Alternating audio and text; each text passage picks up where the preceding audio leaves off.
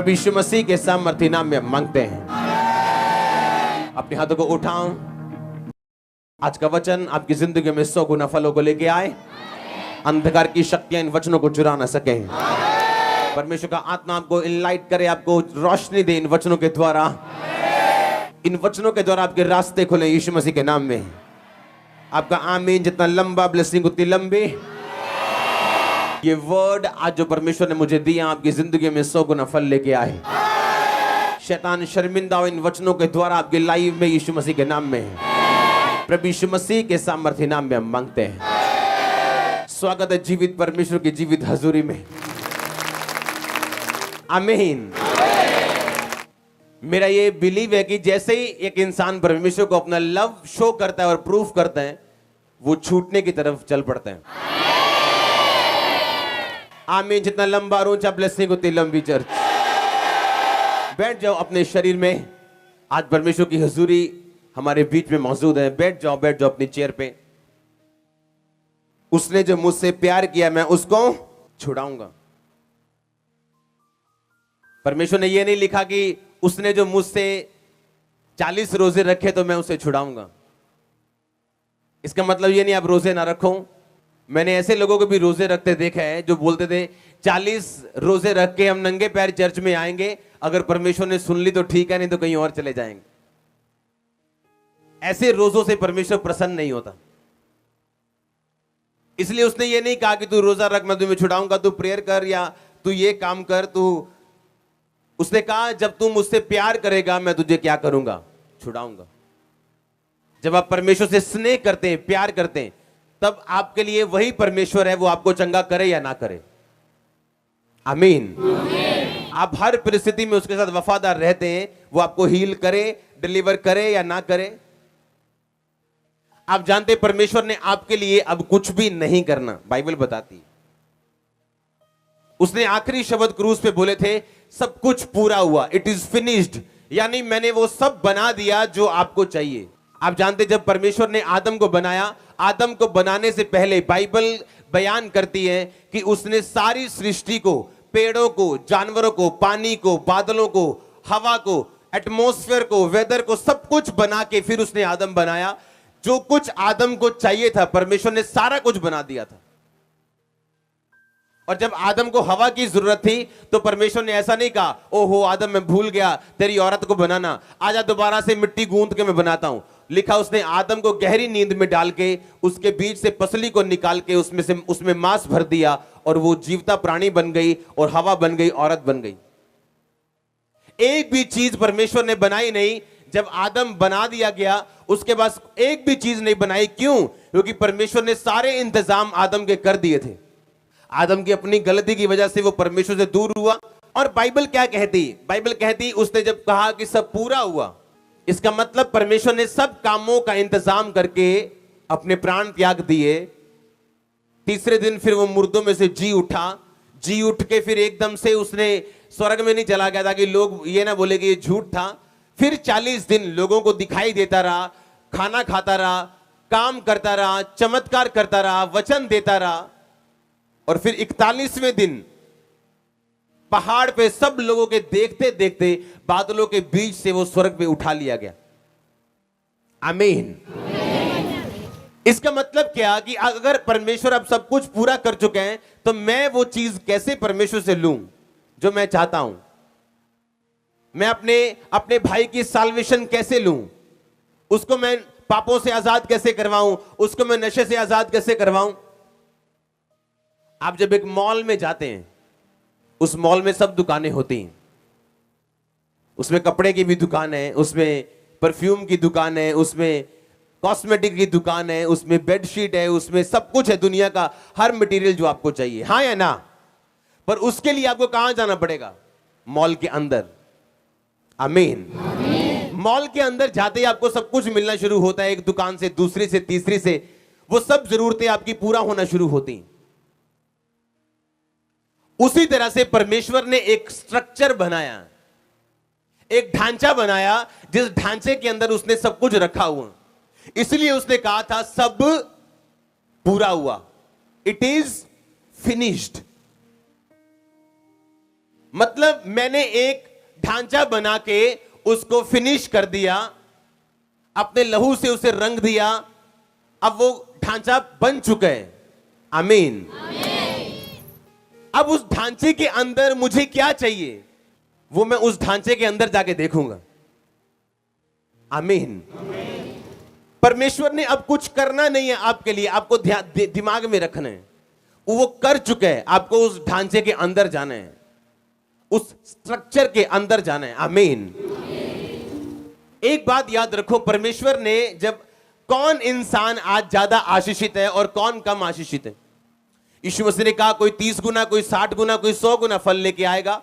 मर्जी ये परमेश्वर की नहीं है कि एक बंदे ਨੂੰ 30 गुना मिलेगा, एक ਨੂੰ ਇਹਨੂੰ 60 दे दियो, ਇਹਨੂੰ 100 दे दियो। नो, मर्जी जो है वो इंसान की है कि वो कैसे रिस्पॉन्स करता है परमेश्वर के सामने, उस तरीके से परमेश्वर उसको लेता है। हालेलुया।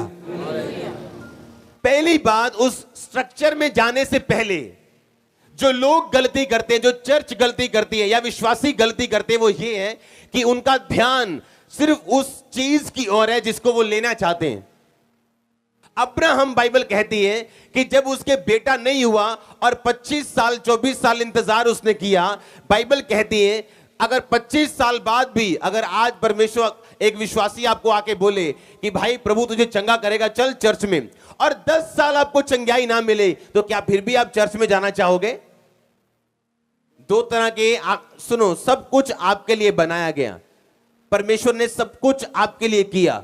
अगर वो आपको शारीरिक बरकतें ना देना चाहता तो सिर्फ अपना लहू बहाता और मारा जाता, पर वो गरीब घर में पैदा हुआ ताकि आपकी गरीबी की श्राप दूर हो। वो उसने मार खाई, कोड़े खाए ताकि आपके शरीर के श्राप दूर हो। लेकिन उनको लेने का दिमाग कैसा होना चाहिए? आज जो चर्च गलती करती वो ये है कि उनका ध्यान सिर्फ चंगाई की तरफ।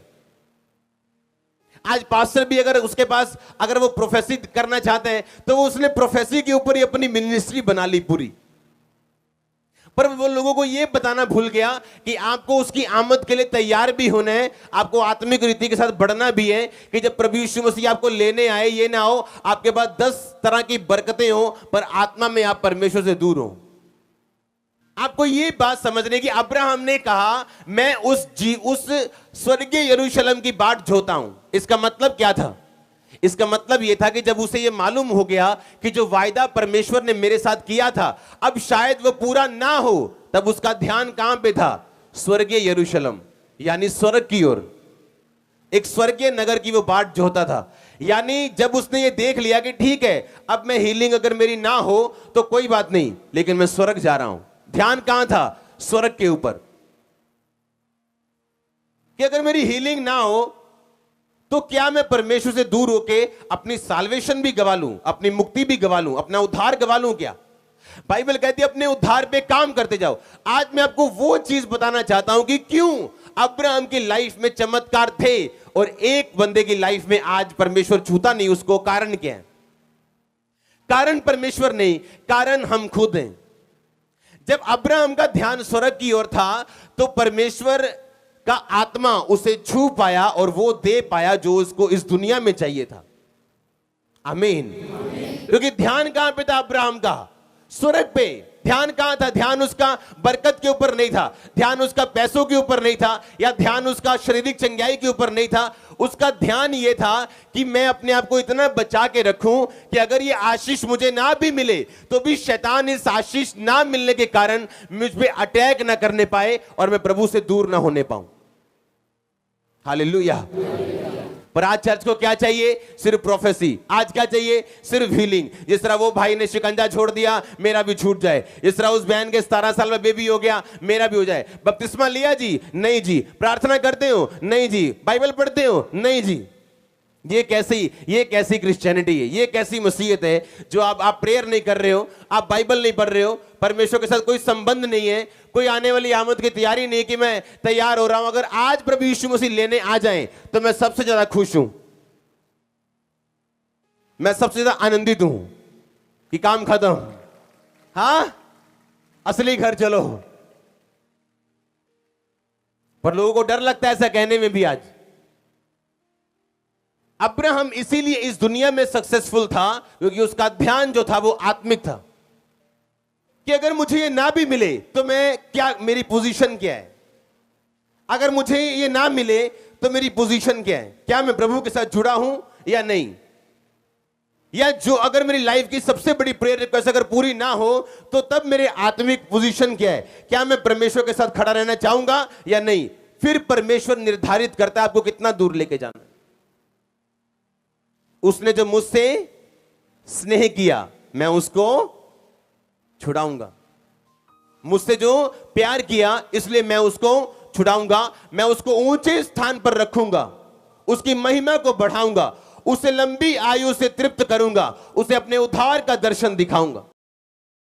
परमेश्वर ने अब एक स्ट्रक्चर बना दिया, एक ढांचा बना दिया, एक मकान बना दिया। उस मकान के अंदर सब कुछ है, पर उस गुप्त स्थान में, उस प्रभु के स्थान में कौन प्रवेश कर सकता है। बाइबल कहती उस ढांचे में है तो सब कुछ, पर जो वो ढांचे में रखा सब कुछ चाहता है, हो सकता है वो उसे ना मिले। पर जो व्यक्ति उस ढांचे को चाहता है, हो सकता है उसको सब कुछ वो मिले जो उस ढांचे के अंदर है। आज लोग इंपार्टेशन चाहते हैं, वो अपने फादर की अनॉइंटिंग चाहते हैं, पर अपने फादर को नहीं चाहते। आज लोग अपनी जरूरत और अपने मूड के हिसाब से बदल जाते हैं। और परमेश्वर भी ऐसा ही है, अगर आप अपनी जरूरत के लिए उस ढांचे के अंदर जाना चाहते हैं तो हो सकता है आप संघर्ष करें, पर अगर आप दिल से उस ढांचे से प्यार करते हैं तो आपको अंदर ले जाएगा वो। पर अगर आपकी आंखें सिर्फ बड़ी बड़ी इसलिए हो चुकी हैं कि उस ढांचे के अंदर बहुत कुछ है, क्योंकि उसको मिला, आपकी आंखों के सामने मिरेकल्स हुए, आपकी आंखों के सामने छुटकारे हुए, आपके पड़ोसी के हुआ, आपके रिश्तेदार के हुआ, आपकी आंखों के सामने हुआ, वो झूठ नहीं था। आपकी आंखें खुली हैं कि मेरी लाइफ में कब, पर उसकी लाइफ में उस ढांचे के अंदर वो सब कुछ मिल सकता है जो उस ढांचे से क्या करता है, प्यार करता है। आप जैसे एक स्ट्रक्चर के नीचे जाते हैं, अब परमेश्वर ने क्या कहा, परमेश्वर ने कहा सुनो, अगर आप क्रिश्चियन हो और आप प्रार्थना कर रहे हो कि परमेश्वर आपके बिजनेस को बढ़ाए, आपकी प्रार्थना 40 साल कबूल नहीं हो सकती जब तक आप टाइदर नहीं है, क्योंकि एक ढांचा है। आप जब ढांचे के अंदर आते हैं, एक स्ट्रक्चर बना दिया परमेश्वर ने कि अगर तुम मुझे ना लूटे और अपनी कमाई से, अपने दशवान से तुम मेरी महिमा करे, तो मैं तुम्हें इतनी बरकत दूंगा कि तुम्हारे रखने के लिए भी जगह नहीं होगी। हां, ऐसे ही है कि नहीं? पर अगर मैं सिर्फ प्रार्थना करूं और उस ढांचे के अंदर ना जाऊं जो परमेश्वर ने एक बनाया मेरे फाइनेंस के लिए, हालेलुया, मैं अपने फाइनेंस के लिए प्रार्थना नहीं करता हूं। अगर करूंगा तो वो 3-4 लाइनों से लंबी नहीं होगी, 5-7 सेकंड से लंबी नहीं होगी। मैं प्रैक्टिकल करने में विश्वास करता हूं जो परमेश्वर ने मुझे उस काम के लिए बोला। आमीन। और जैसे ही आप उस ढांचे के अंदर जाते हैं, आपको मालूम है अपनी हीलिंग के लिए मुझे ये करना है, सबसे पहले मुझे उस ढांचे से प्यार करना है, परमेश्वर से लव करना है, उसके बाद अंदर जाना है, उसके बाद हर एक चीज के लिए एक सिस्टम बना हुआ है। मुझे इंपार्टेशन चाहिए, मुझे अधीनगी करनी, मुझे फाइनेंस में बढ़ना है तो परमेश्वर ने मिनिस्ट्रीज ठहराई, काम ठहराए, जहां आप काम करते हैं परमेश्वर का बोते हैं तो परमेश्वर आपको बढ़ाते हैं। आपको हीलिंग चाहिए, आप हीलिंग मिनिस्ट्री में जाते हैं, आप प्रार्थना करते हैं, उसके कोड़े खाने से मैं चंगा हो चुका हूं, कन्फेस करते हैं, प्रेयर होते हैं, आप हील होते हैं। हर एक चीज के लिए एक ढांचा बनाया परमेश्वर ने। आप इमेजिन करो, आप इमेजिन करो अगर वो अंधा उस रोड पे ना होता, कहीं और होता, तो यीशु मसीह उसे कभी भी चंगा ना करते। हां, और आपने कभी यीशु मसीह को ऐसे चलते नहीं देखा होगा कि यीशु मसीह जा रहे हैं और अंधा बैठा है। आप जानते हैं यीशु मसीह ऐसे बीमारों को चंगा नहीं करते जैसे आप सोचते हैं। अगर कोई अंधा बैठा है तो वो बैठा है, यीशु मसीह से चंगा नहीं कर रहे जब तक उस अंधे ने आके डिमांड नहीं की कि परमेश्वर मुझे छुओ, मैं चंगा होना चाहता हूं। यीशु मसीह ने फिर क्वेश्चन किए, क्या तू विश्वास करता है मैं तेरे लिए ये कर सकता हूं? हाँ, मैं विश्वास करता हूं। ऐसे हीलिंग होती थी। डिमांड करने से, उस ढांचे के अंदर जाने से, जो चीज मुझे चाहिए उस पर डिमांड करने से। आमीन, आमीन। आपको अगर कपड़े चाहिए तो मॉल के अंदर एंट्री करने से कपड़े नहीं मिलते, फिर कपड़े की शॉप ढूंढनी पड़ती, वहां जाना पड़ता है, रेट करना पड़ता है, फिर आप लेते हो। हाँ या ना? अगर ज्वेलरी चाहिए तो कपड़े की दुकान पे नहीं मिलती, आपको उसी शॉप पे जाना पड़ता है। हाँ या ना? और जैसे ही आप इस ढांचे में प्रवेश करते हो, आप देखते हो कि मुझे इस जीवन में रहने के लिए और टेस्टिमनी देने के लिए, परमेश्वर में खड़े रहने के लिए क्या चाहिए, और आप उस चीज पे काम करना शुरू करते हो। आप इमेजिन करो, जैसे ही मैं जब अफ्रीका में जाता था अपने फादर के पास, और मैं वापस आके लोगों को बोलता था, अब देखना कैसे काम होते हैं, ऐसे क्यों? अब देखना कैसे चर्च बढ़ती, ऐसे क्यों? क्योंकि मुझे पता होता था कि मैं एक बीज बो के आया हूं जो मुझे फल देने वाला है।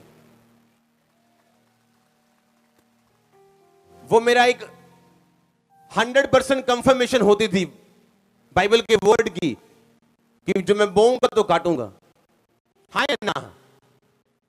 हालेलुया। आप जानते हैं एक स्ट्रक्चर परमेश्वर मैनेज परमेश्वर है, वो अनमैनेज परमेश्वर नहीं, वो एक मैनेज परमेश्वर है। उसने एक ढांचा बनाया और वो ढांचे से वो बाहर नहीं आता। आपके लिए एक स्ट्रक्चर बना दिया, उससे वो बाहर आके काम नहीं करता। अगर आपको अमेरिका की सहूलतें चाहिए तो ग्रीन कार्ड किसका चलेगा? कि इंग्लैंड का चलेगा? हां, अगर इंग्लैंड की सहूलतें चाहिए ग्रीन कार्ड किसका चलेगा? अगर इंडिया में रहना तो आधार कार्ड किसका चलेगा? इंडिया का चलेगा। इंडिया के आधार कार्ड से नेपाल में चले जाओगे, आशीष मिलेगी? वहां के लोग आपको मानेंगे? गैस कनेक्शन देंगे? नहीं, क्योंकि एक ढांचा बना, परमेश्वर ने एक ढांचा बनाया। आप जानते हैं वो ढांचा इतना जबरदस्त और खतरनाक है और इतना आशीषित है, अगर आप वो ढांचे को समझ जाएं, आप सफर नहीं करेंगे अपनी लाइफ में। आप जानते हैं जब मरियम और हारून ने मूसा का विरोध किया, आप जानते हैं वो विरोध सही था, पर परमेश्वर ने मूसा को कुछ नहीं बोला और मरियम को कोड़ी कर दिया। हाँ या ना? क्यों? क्योंकि एक ढांचे के मुताबिक आप में और आपके फादर में हमेशा आपका फादर राइट है। यह ढांचे का एक गुण है। आप में और आपके स्पिरिचुअल फादर में हमेशा कौन राइट है? चाहे आपको लगे आप सही हैं, पर हमेशा सही कौन निकलेगा? आपका फादर। आपके स्पिरिचुअल फादर और परमेश्वर में हमेशा कौन सही निकलेगा? परमेश्वर। और लोग जब, आप जानते हैं शैतान क्यों गिरा? क्योंकि वो परमेश्वर को करेक्ट करने की कोशिश कर रहा था। वो ये बताने की कोशिश कर रहा था परमेश्वर को कि मैं तुझसे ज्यादा अच्छा सोच सकता हूं। आप जानते हैं आज भी कुछ लोग ऐसा पाप करते हैं, जब वो अपने फादर को करेक्ट करने चले जाते हैं और परमेश्वर की निगाह में पापी हो जाते हैं। क्योंकि आप में और आपके स्पिरिचुअल फादर में हमेशा कौन सही है? आपका स्पिरिचुअल फादर। और आपके स्पिरिचुअल फादर और परमेश्वर में हमेशा कौन सही है? परमेश्वर। यह ढांचा है। इस ढांचे को अगर आप तोड़ने मरोड़ने की कोशिश करेंगे, आप ही फंसेंगे, आपका फादर नहीं फंसेगा। वो उसी पोजीशन पे आपको मिलेगा, आनंदित और अपने कामों में बिजी। हालेलुया। आप जानते हैं अपने अथॉरिटी को करेक्ट करना शैतानी पाप है, एक रिबिलियन मतलब विरोधता का पाप। आप जानते हैं व्यभिचार के पाप से भी बड़ा पाप है विरोधता का पाप। पहला पाप जो दुनिया में आया आदम और हवा से पहले, वो विरोधता का पाप था, विरोध का पाप। और आज भी अगर शैतान ने किसी बंदे पे अटैक करना हो, वो इस पाप से नीचे लेके लोगों को जाना चाहता है। इसीलिए अगर आप मुझे अपने पास बिठा के डिस्कशन करेंगे कि फलाने बंदे ने रेप कर दिया या फलाने बंदे ने ऐसा कर दिया, फलाने ने ऐसा कर दिया, मैं अपने मुंह को सी के रखूंगा, क्योंकि मुझे उन कामों से कोई मतलब नहीं है। नेवर। मैं अपने दुश्मन का भी विरोध नहीं करता कभी।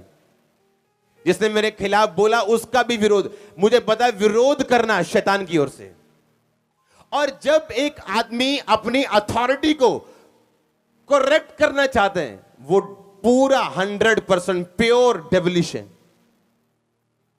100% डेविलिश है, वो शैतानी है वो। क्योंकि आप में और आपके स्पिरिचुअल फादर में हमेशा कौन राइट है? चाहे आपके पास 100 बहाने हो, लेकिन हमेशा वही राइट है जो आपके ऊपर है। हालेलुया। कितने इन बातों को समझ रहे हैं? क्योंकि क्या है, परमेश्वर ने क्या बनाया? एक स्ट्रक्चर, एक ढांचा बनाया, एक बिल्डिंग बनाई।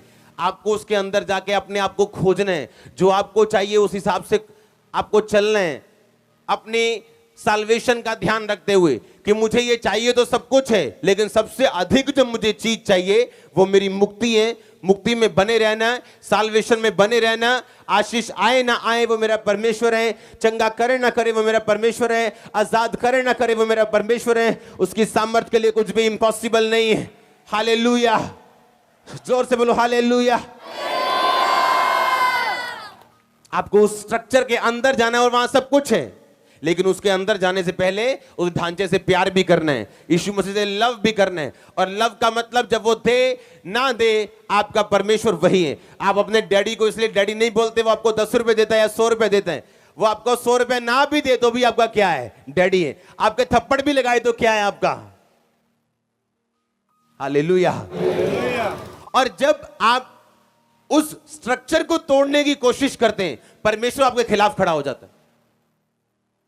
उसने कहा मूसा ने गलती की, वो मेरा और मूसा का मामला है, तू कौन है? और लिखा वो कोड़ी हुई। मूसा को मैं संभाल लूंगा। मैंने मूसा को खड़ा किया कि तूने खड़ा किया? मूसा को मरियम ने खड़ा किया कि परमेश्वर ने खड़ा किया? तो कहता मैं संभाल लूंगा अपने जन को, तू अपना ध्यान रख। मैंने ऐसे लोग देखे हैं जिन्होंने कभी आज तक टाइथ नहीं दिया, पर प्रार्थना करते परमेश्वर मेरा बिजनेस बढ़ाए। आप परमेश्वर को बोल रहे हो कि मैंने अंदर नहीं आना, मैं तुझे घड़ीस के बाहर निकालूंगा, स्ट्रक्चर से बाहर आके मुझे बरकत दे, अंदर नहीं आना मैंने। तो वो क्या कहता मैंने अपने नाम से अधिक बड़ा अपने वचन को समझा। देखो यीशु मसीह का नाम इतना बड़ा है, कैंसर घुटने टेकते उसके आगे, पर लिखा उसके नाम से भी बड़ा उसका वचन है। वो अपने वचन से बाहर कैसे आ जाए आपके लिए, आपके छोटे से बिजनेस के लिए, आपकी छोटी सी हीलिंग के लिए। और जैसे ही आप आज भी स्ट्रक्चर तोड़ने की कोशिश करते हैं, आप ही परेशान होते हैं, परमेश्वर नहीं। आपको उस ढांचे के अंदर रहना है। हर चीज के लिए परमेश्वर ने एक नियम बना दिया, आपको उस नियम को ढूंढना है, बाइबल स्टडी से, चर्च आके, आत्मा से, प्रार्थना से। और जैसे ही आपको उन चीजों की समझ आती, आपकी लाइफ ब्लेस होना शुरू हो जाती। हालेलुया, जोर से बोलो हालेलुया। आपको क्या करना है? आज से उस ढांचे के अंदर जाना है आपने, लेकिन सबसे पहले उस ढांचे से क्या करना है? प्यार करना है। बिना प्यार उस ढांचे के अंदर जाना मतलब आप लालची हो, आपको सिर्फ उस ढांचे की चीजों से प्यार है, आपको उस ढांचे से कोई मतलब नहीं है। इसका मतलब आपका मन अभी तैयार नहीं है, आप लालची हो, आप सिर्फ सेल्फिश हो और अपना सोच रहे हो, और आपको परमेश्वर से कोई प्रेम नहीं है। अपने पड़ोसी को बोलो ढांचे के अंदर रहे, जो प्रभु ने बनाया उसको मत तोड़, क्योंकि वो तेरी आशीष के लिए है। बोलो बोलो अपने पड़ोसी को, आपको मैं देखना चाहता हूं बोलते हुए आमीन। जोर से बोलो आमीन। हालेलुया। आप जानते हैं जब यहोशू की पुस्तक आप 10 बाब पढ़ते हैं, उस 10 बाब से 1 से लेके 12, 13, 14, 15 जब आप पढ़ते हैं, तो उसमें लिखा कि यहोशू ने सूर्य को बोला तू गिबोन के ऊपर ठहरा रहे, है ना। सूर्य चंद्रमा उसने हिलने नहीं दिए, हाँ या ना। और 4 पहर सूरज एक जगह पे टिका रहा था। आप जानते हैं क्यों? क्योंकि अपने दुश्मन से फाइट करने के लिए आपको रोशनी की जरूरत है। जब आपके लाइफ में रोशनी नहीं है, आप अपने दुश्मन से फाइट नहीं कर सकते। आमीन। अपने पड़ोसी को बोलो तुझे रोशनी चाहिए लड़ने के लिए, और तू जीतेगा जब रोशनी में लड़ेगा। आमीन। कैसे जीते हो आप? जब आप रोशनी में लड़ते हो। मैं एक रोशनी में लड़ रहा हूं, कैसे? मेरे को मालूम है कैसे आगे बढ़ना है, कैसे अगुवाई करनी, किसके सामने चुप रहना और किसके सामने बोलना है, उसका स्ट्रक्चर, उसका ढांचा क्या है और उस ढांचे में काम कैसे होते हैं। यूहन्ना बपतिस्मा दाता कहता तू ही है कि मैं किसी और का इंतजार करूं? क्या उसको पता नहीं था? हां, एक ही बंदा था इस दुनिया में जिसको निशानी मिली थी, जिस पर तू पवित्र आत्मा को उतरते और ठहरते देखे, वो पवित्र आत्मा से बपतिस्मा देने वाला होगा। हां, और उसने ही देखा था कि कबूतर की नहीं पवित्र आत्मा उस पर उतरा और ठहरा। फिर उसे शक क्यों हुआ? शक नहीं हुआ, ताना मारा उसने। उसके अंदर गुस्सा था कि मैंने प्रभु को बपतिस्मा दिया, मुझे छुड़ाने नहीं आ रहा वो। तो यीशु मसीह ने क्या किया? छुड़ाया उसको। छुड़ाया? हां, छुड़ाया कि नहीं? क्यों? क्योंकि वो अपने ढांचे से बाहर आके काम नहीं करता। आप कुड़कुड़ाएंगे, वो आपकी लाइफ में काम नहीं करता। पौलुस और सिलास उसी जेल में, ऐसी जेल में थे, उन्होंने आराधना की, वर्शिप की, परमेश्वर की तारीफ की। छूटे कि नहीं छूटे? छूटे कि नहीं? क्यों? एक जेल में छूटा नहीं, ये दो छूट गए। ऐसा पक्षपात क्यों? क्योंकि वो ढांचे के अंदर थे, वर्शिप कर रहे थे, आराधना कर रहे थे। हाँ या ना? तो वो अपने ढांचे से बाहर आके काम नहीं करता। आप बड़े हो, आप छोटे हो, आप पास्टर हो, आप प्रॉफिट हो, आप कोई भी हो, बिशप हो, कोई भी हो, वो अपने ढांचे के बाहर आके काम नहीं करेगा, अपने ढांचे के अंदर रह के काम करेगा। जिस तरह जज संविधान के अंदर रह के ही जजमेंट दे सकता है। अपने हाथों को उठा, बोलो थैंक यू जीसस। हिलाओ अपने हाथों को, हिलाओ अपने हाथों को, थैंक यू जीसस। ये वचन मेरी जिंदगी में 100 गुना फल लेके आए।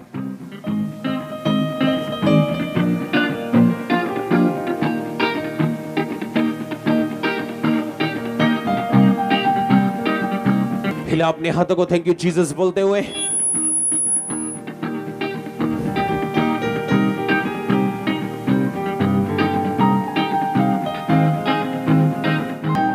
प्रभु यीशु मसीह के सामर्थी नाम में हम मांगते हैं। हमारे YouTube चैनल को सब्सक्राइब करें ताकि आप परमेश्वर के गहरे वेदों को जान सकें कि कैसे आप परमेश्वर में बढ़ सकते हैं, कैसे आप दुष्ट आत्माओं से, नशों से, बीमारियों से और वंशों के श्रापों से आजाद हो सकते हैं।